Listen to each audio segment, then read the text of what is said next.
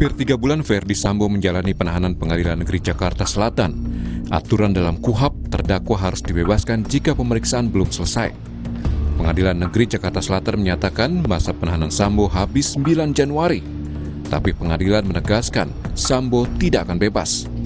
Majelis Hakim nantinya akan meminta Pengadilan Tinggi untuk memperpanjang masa tahanan selama 30 hari ke depan jika waktu sidang belum tuntas, bahkan bisa hingga 60 hari ke depan.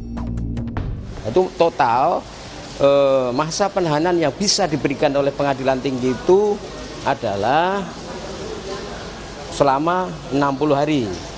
Nah, artinya apa? Setelah masa berakhirnya penahanan nanti tanggal 9 Januari oleh di Pengadilan Negeri, nanti pasti Majelis Hakim melalui Ketua Pengadilan Negeri Jakarta Selatan akan meminta perpanjangan penahanan ke Pengadilan Tinggi atas dasar pasal 29 ayat 1, 2 dan ayat 6 tadi. Pengadilan Negeri Jakarta Selatan juga menyatakan agenda sidang tuntutan semakin dekat karena keterangan saksi hingga ahli hampir selesai. Dalam lanjutan sidang Verdi Sambo dan Putri Chandrawati Selasa kemarin, ahli kembali menjelaskan pentingnya motif dibuktikan dalam kasus pembunuhan berencana. Selain itu, ahli bicara soal pembuktian kekerasan seksual yang dimungkinkan dengan berdasar pada satu keterangan saksi korban.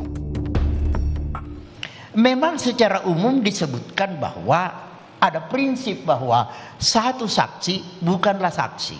Unus testis, nullus testis. Tapi dalam perkembangan hukum kita itu, kita menemukan beberapa ketentuan perundang-undangan yang mengatur bahwa satu keterangan saksi korban saja apabila didukung dengan alat bukti lain, maka dianggap bahwa telah dapat membuktikan terjadinya tindak pidana tersebut. Sidang tinggal menghadirkan sejumlah saksi dari penasihat hukum sidang Verdi Sambo dan sudah tidak ada lagi dari jaksa. Kini sidang tuntutan Sambo sudah semakin dekat. Tim Liputan Kompas TV. Masa penahanan Verdi Sambo akan berakhir pada 9 Januari nanti. Meski pengadilan menyatakan akan memperpanjang penahanan, mungkinkah sidang terdakwa pembunuhan Yosua mencapai puncaknya pada bulan ini, mulai dari tuntutan hingga vonis? Kita akan ulas bersama ahli pidana atau ahli hukum pidana UPH, Bang Jamin Ginting, dan ada juga penasihat hukum keluarga Brigadir Yosua, Bang Martin Lukas Simanjuntak. Selamat pagi, Bang Martin, Bang Jamin. Selamat pagi, Mas Timothy. Terima kasih sudah bergabung bersama kami pada pagi hari ini. Saya ke Bang Jamin terkait dengan masa penahanan dulu nih, Bang Jamin. Jadi sebenarnya cukup jelas ya durasi penahanan tambahan yang sedang diajukan ke Pengadilan Tinggi. Apakah akan memadai kalau melihat tahapan dari persidangan yang masih belum masuk ke tuntutan ya, Bang Jamin? Ya, selamat pagi Mas Timothy dan Kompas TV. Jadi konsep penahanan itu memang dalam jangka waktu 30+60 yang sudah dilewatin itu ternyata memang masih banyak saksi atau fakta ahli yang harus masih diperiksa. Makanya KUHP itu di pasal 29 memungkinkan untuk memperpanjang waktu tersebut selama 30 hari. Dan apabila 30 hari tersebut juga tidak bisa diselesaikan, maka jangka waktu bisa juga diperpanjang 30 hari kemudian. Ada hal-hal tertentu sebagai alasan-alasan yang diatur dalam pasal 29 tersebut ya terkait dengan perpanjangan tersebut, yaitu alasan-alasan perkara yang diancam dengan pidana penjara 9 tahun atau lebih. Jadi ini kan konteksnya kan bicara seumur hidup, pidana mati dan 20 tahun.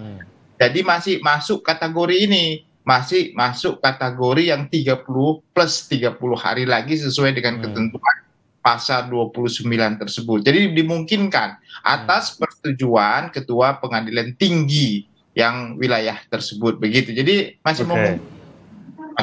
Nah, apakah Anda yakin bisa selesai dalam 60 hari maksimal tersebut? Kalau kita lihat Bang Timothy, jadi konteksnya yang sampai sekarang sudah dihadirkan yaitu ahli dari penasihat hukum. Setelah itu tentu jadwalnya kalau nanti sudah selesai semua pemeriksaan maka akan dilakukan penuntutan ya atau requisitor. Nah, setelah rekusitor baru nanti biasanya diberikan waktu 1 minggu lah ya, yang cukup buat para mengajukan pledoi. Kalau untuk replik dan untuk duplik saya kira itu tidak terlalu lama ya, bisa saja 3 hari sudah selesai dan nanti langsung kepada putusan. Jadi dalam waktu 30 hari saya kira sih sudah cukup untuk bisa putusan sampai dengan putusan akhir begitu. Kalaupun nanti nggak bisa, ya tentu nanti akan diperpanjang lagi 30 hari. Jadi nggak mungkin ini lewat ini. Dalam waktu 60 hari ke depan, saya kira hakim sudah memutuskan perkara ini. Ya. 60 hari sudah Anda yakin pasti akan tuntas sebelum 60 hari. Tapi dugaan Anda 30 hari ini masih kekejar gitu ya Bang Jamin ya? Harusnya 30 hari sudah bisa diputuskan. Karena sepengetahuan saya, dari fakta-fakta persidangan dan hakim yang sudah melakukan pemeriksaan harusnya sudah mengerucut ini, Bang Timothy. Sudah cukup jelas lah gitu ya. Untuk diputuskan, tinggal kan mengakomodir kesempatan para pihak supaya nanti jangan ada kesan audi alternate partemnya nggak masuk, artinya tidak memberikan kesempatan yang sama kepada para pihak untuk memberikan pembuktian gitu. Jadi hakim juga karena media menyoroti, dia tidak mau sampai nanti dia dianggap miring sebelah atau memihak sebelah. Prinsip KUHP itu kan audi alternate partem, artinya kedua pihak diberikan kesempatan yang sama untuk beban pembuktiannya. Begitu. Nah, Bang Martin, apakah Anda memiliki keyakinan yang sama bahwa seharusnya kalau memang dikebut dalam 30 hari pun ini bisa selesai? Ya, tapi sebentar saya tambahin dulu tadi ya yang disampaikan oleh Abang Said, Jamin Ginting, Dr. Jamin Ginting, audi et partem itu dalam hal agendanya harus pas ya. Jangan nanti agendanya beda gitu. Pembuktiannya harus seimbang, ya saya setuju memang. Tapi memang KUHP kita masih mengatur ya, ada agenda-agenda yang tidak boleh salah gitu ya. Supaya kita juga paham. Nah, mengenai waktu persidangan ya, kalau kita hitung per minggu depan, itu kan tanggal 10 pemeriksaan terdakwa, ya. Dan tadi berdasarkan pasal 29 ayat 1, 2, dan 3, itu masih ada perpanjangan tambahan 2 kali lagi, 30 plus 30. Nah, ada 6 agenda yang tersisa kan, plus besok, berarti kalau besok minggu depan itu selesai, ada 5. 5 kali 7 hari itu berarti sekitar 28 hari, ya. Selesai persidangan ini dibatasi sampai dengan 10 Maret kalau kita hitung 60 hari. Jadi kalau menurut saya jika optimal ya, tidak ada satu dan lain hal dan tanda petik alasan kemanusiaan, maka memungkinkan sekali putusan itu kalau kita hitungnya 1 minggu plus buat putusan 2 minggu, maka ya sebelum perpanjangan tambahan yang kedua sebenarnya harusnya sudah bisa putus. Bisa ya sebenarnya. Tapi tiap hari bersidang gitu kira-kira ya Bang Martin? Iya, setiap minggu lah, setiap minggu. Setiap minggu, oke. Bisa, berarti bisa mengejar dalam 1 bulan. Kalau untuk yang saya kembali ke Bang Jamin, apakah ini berlaku untuk kasus OOJ juga atau bagaimana? Ya saya kira OOJ ini masih panjang ya, artinya kelihatan kan begitu banyak orang yang disidangkan dan juga sampai hari ini baru ahli-ahli dari JPU yang dihadirkan begitu ya. Tentu nanti masih belum lagi PH tentu nanti banyak juga menghadirkan ahli. Saya sama persis seperti yang dialami ini karena ada UITE di situ yang sanksi pidananya juga saya lihat ada yang 8 tahun ya. Jadi kelihatannya mungkin bisa juga diperpanjang kalau kan sesuai ketentuan pasal 29 itu masih masuk dalam kategori itu. Tetapi kalau tidak masuk dalam kategori itu, dia harus memutuskan sesuai dengan waktu yang 90 hari itu. Jadi kita harus lihat dulu konteksnya ini. Jadi untuk yang lain kalau karena ITE masuk di atas ada yang 8 tahun, tentu itu masih bisa diperpanjang sama dengan 30 plus 30 tadi, Mas Timothy. Oh, yang 8 tahun. Tapi kalau yang OOJ berarti tidak sama antara setiap terdakwa atau bagaimana? Ya, itu kan semua pasalnya sama. Jadi mungkin sama semuanya, karena pasalnya yang dituntut terhadap pelaku tindak OOJ itu semua sama ya, Mas. Jadi bisa berlaku juga kalau mau tambah 30, tambah lagi 30 gitu ya? Iya, karena kan itu kan 7 tahun kan sanksinya.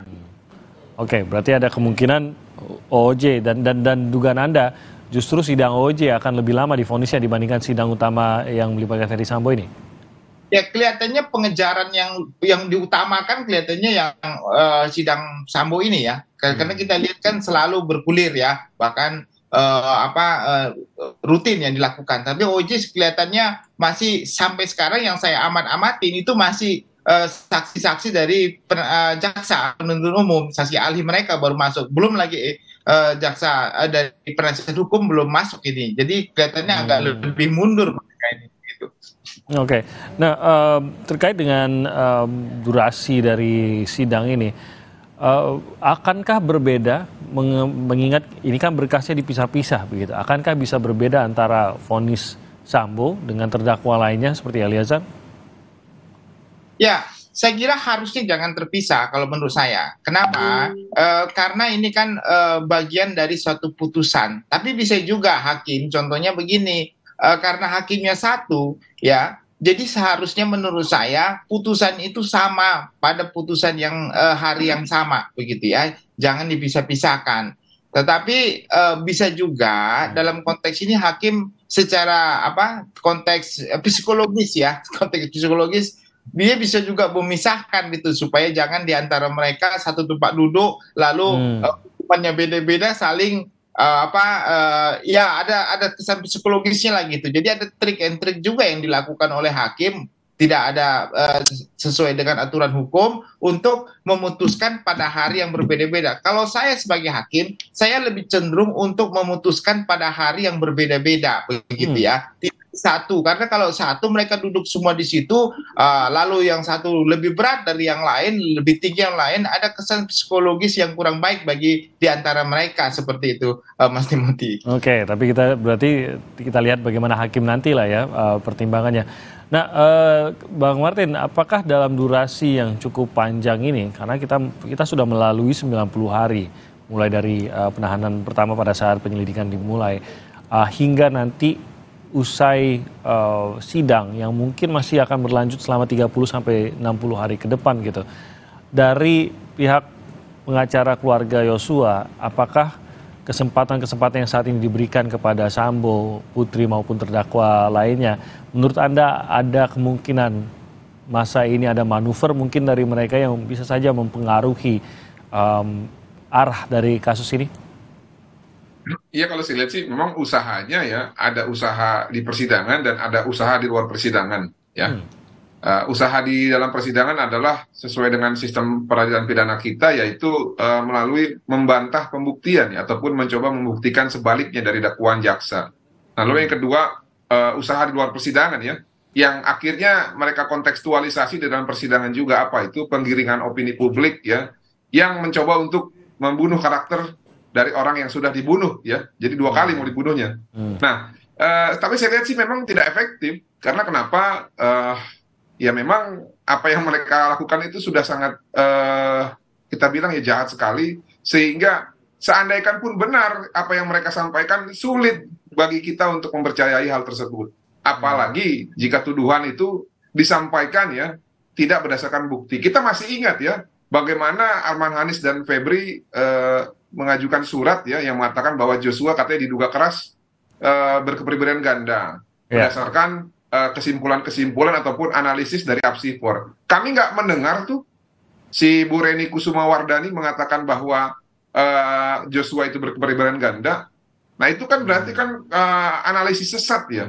Tapi nggak apa-apa, kami hargai itu, kami anggap ini adalah bagian dari hak-hak mereka. Walaupun segala tindakan itu pasti ada konsekuensinya, entah itu konsekuensi sosial ataupun konsekuensi yuridis gitu loh ya, Bang Timothy. Terima kasih. Jadi dengan bertambahnya durasi, dengan masih panjangnya pengadilan atau proses peradilan ini, Anda tidak khawatir ya? Maksudnya segala upaya yang dilakukan menurut Anda sudah dilakukan dan sejauh ini Anda belum melihat ada dampaknya khususnya untuk membentuk opini? Jadi begini, kalau tidak ditambah durasinya justru kita khawatir bebas nanti Ferdi Sambo sama Putri dan yang lain. Nah ini kan yang kita nggak mau kan. Jadi menyambut baik sebenarnya kalau memang harus dituntaskan betul-betul, kalaupun itu harus menambah durasinya. Oh iyalah, jelas. Supaya nanti proses dari peradilan ini outputnya itu berkualitas ya, tidak hanya berdasarkan formalitas belaka. Nah makanya kalau saya sih berharap mudah-mudahan mereka jangan kebanyakan blunder lah. karena kasihan nanti terdakwa ya. Saya curiga semakin banyak blunder, semakin akan tajam ke arah vonis maksimal. Kalau saya ditanya pendapat pribadi, itu bertentangan dengan hati nurani saya. Tapi di sini kan saya mewakilkan ataupun memberikan pandangan hukum berdasarkan kepentingan hak hukum dari keluarga korban. Ya, demikian. Terima kasih. Oke, Bang Martin dan Bang Jamin, nanti kita akan lanjutkan lagi. Kita jeda sebentar. Kami akan segera kembali. Tetap di Sapa Indonesia Pagi.